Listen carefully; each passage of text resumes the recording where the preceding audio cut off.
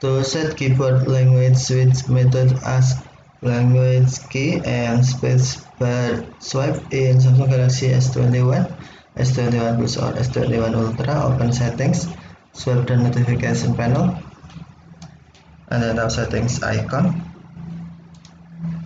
Scroll down settings screen, find general management, and then tap general management. Select Samsung keyboard settings, and then select language and types. Tap language switching method, and then select language key and spacebar swipe.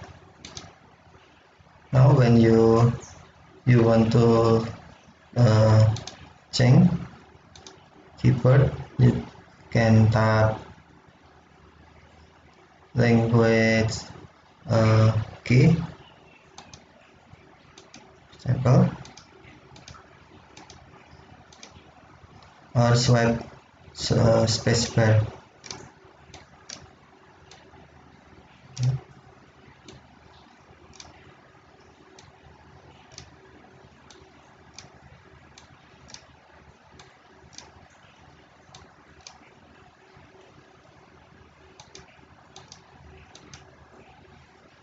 Okay, thank you for watching. Have a nice day.